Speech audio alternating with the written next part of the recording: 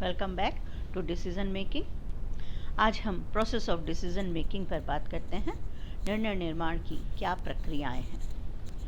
बच्चों, Peter Drucker की एक पुस्तक थी द प्रैक्टिस ऑफ मैनेजमेंट। उसमें कहा था कि संगठन में दो प्रकार के निर्णय लिए जाते हैं, एक तो सामान्य और दूसरा विशिष्ट, जेनेरिक और यूनिक। जो सामान्य निर्णय होते हैं उन निर्णयों की प्रकृति व्यापक तथा दैनिक प्रकार की होती है, जबकि विशिष्ट निर्णय सीमित, तत्कालिक और गंभीर मंथन की प्रकृति से जुड़े हुए माने जाते हैं। यह संगठन के जो निर्णय हैं इनको साइमन ने कार्यक्रमिक और अकार्यक्रमिक निर्णयों से जोड़ा है। इस पर भी हम चर्चा करेंगे जब हम इनके प्रकार की बात करेंगे।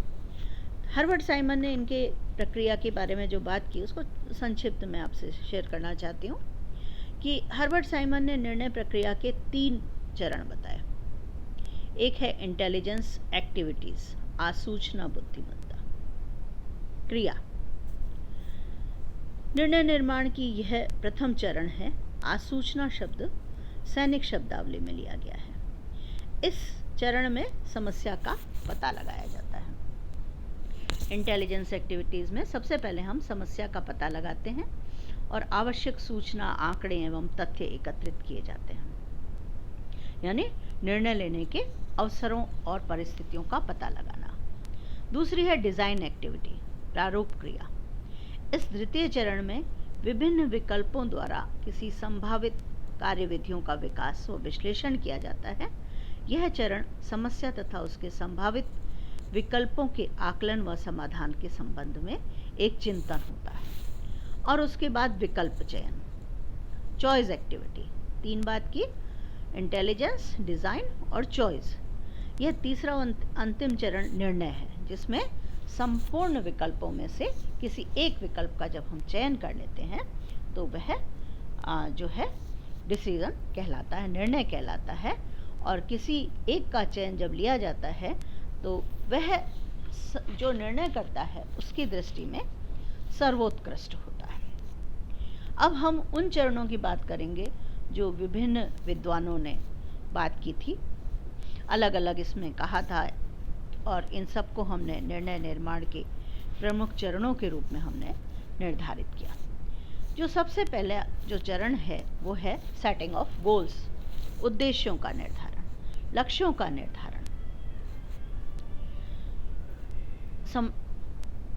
निर्णयकर्ता अधिकारी के लिए समस्या से संबंधित उद्देश्यों और लक्ष्यों का निर्धारण किया जाना है। इस संबंध में केवल समस्या विशेष के उद्देश्यों को ही नहीं बल्कि संगठन के उद्देश्यों तथा निर्णयकर्ता के कार्य के संबंध में भी व्यापक तथा तटस्थ जानकारी रहनी चाहिए। संगठन तथा व्यक्ति के उद्देश्यों के बीच में संतुलन हो और जो पहले से निर्णय लिए गए हैं उसकी प्रक्रियाओं को भी विश्लेषित किया जाए। निर्णय के इस चरण में समस्या के उद्देश्य तथा पूर्व निर्णयों की प्रभावशीलता को जान लेने से निर्णय के आगे के चरण सरल हो जाते हैं। दूसरा है समस्या की व्याख्या, एक्सप्लेनेशन ऑफ द प्रॉब्लम। क्या प्रॉब्लम है? इस चरण में यह जानने का प्रयास किया जाता है कि लक्ष्यों की प्राप्ति के मार्ग में कौन कौन सी समस्याएं हैं, कौन कौन सी बाधाएं आ सकती हैं, वास्तव में समस्या क्या है। कई बार ऐसा भी होता है कि समस्या कुछ और होती है और उसका समाधान कुछ और ही खोजा जाता है। तो समस्या के वास्तविक स्वरूप को समझना आवश्यक होता है। तीसरा चरण होता है एनालिसिस ऑफ द प्रॉब्लम, समस्या का विश्लेषण।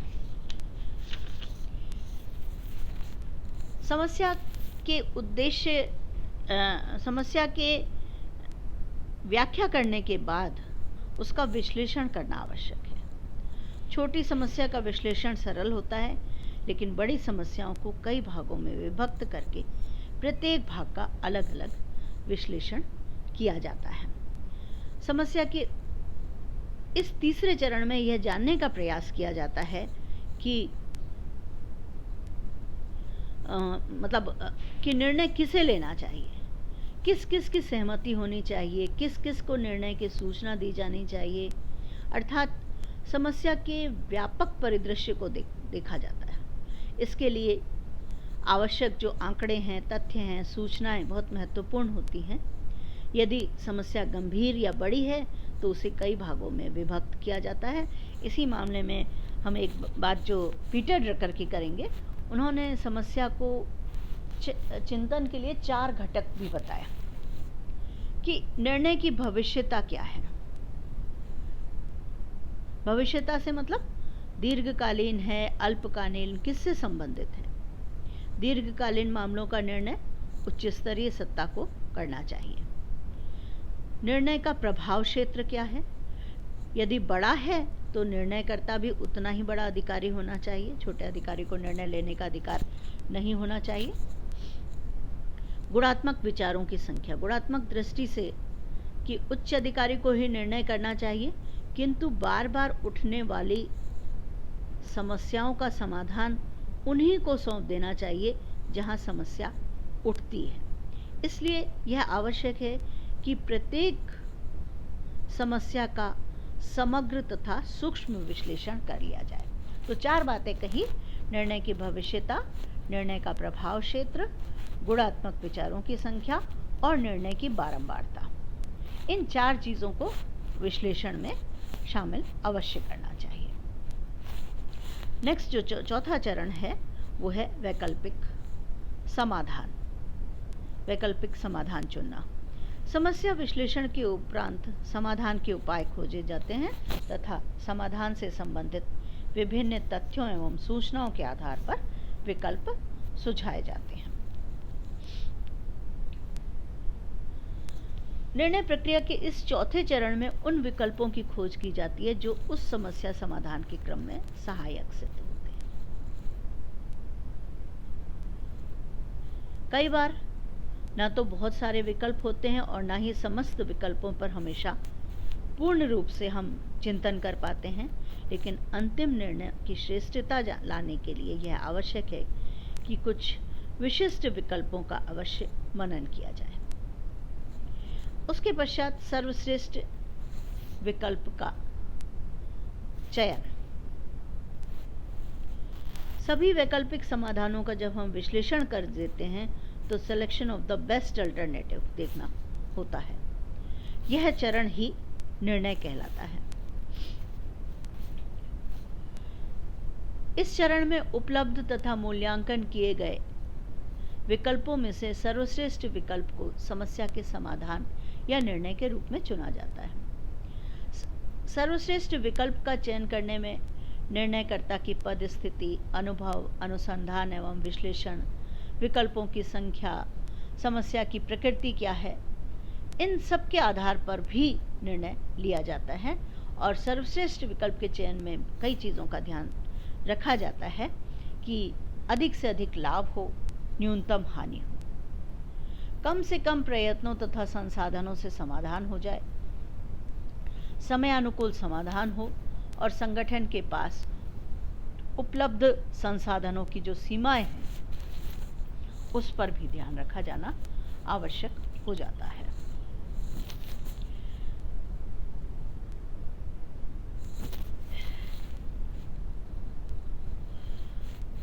अब इसके पश्चात निर्णय का क्रियान्वयन।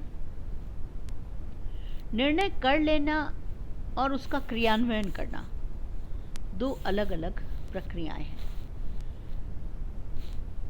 निर्णय को स्वीकार करना और उसकी क्रियान्वयति के लिए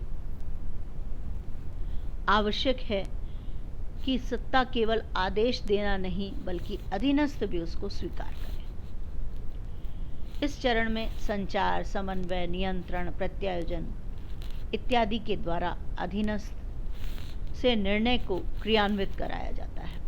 अतः यह आवश्यक है निर्णय ऐसा हो जो क्रियान्वित करने योग्य हो, अधीनस्थों में इतनी प्रेरणा एवं मनोबल हो कि वे उसे संगठनात्मक हित में पूरा कर सकें। निर्णय के क्रियान्वयन से ही उसकी वास्तविकता तथा व्यावहारिकता का पता चलता है। इसके पश्चात कन्फर्मेशन ऑफ डिसीजन, निर्णय का प्रत्युत्तर या अनुसरण, प्रतिपुष्टि। अंततः निर्णय के प्रभावों का मूल्यांकन किया जाता है, फीडबैक लिया जाता है। ये जरूरी है, फॉलोअप जरूरी है, क्योंकि इसी से निर्णय का मूल्यांकन होता है। आज के निर्णय का मूल्यांकन तथा प्रत्युत्तर भविष्य के निर्णयों के लिए मूल आधार भी बन जाता है। इस चरण में ही निर्णय पर नियंत्रण किया जाता है। समय समय पर सुपरविज़न के माध्यम से निर्णय के क्रियान्वयन में आ रही समस्याओं को भी दूर किया जाता है तथा किसी भी प्रकार का गलतफहमी अधीनस्थों में हो तो उसका निराकरण भी किया जाता है। अब हम बात करेंगे निर्णयों के प्रकार की।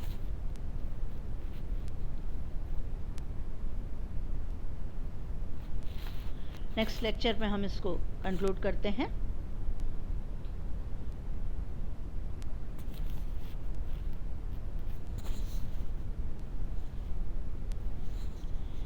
टाइप्स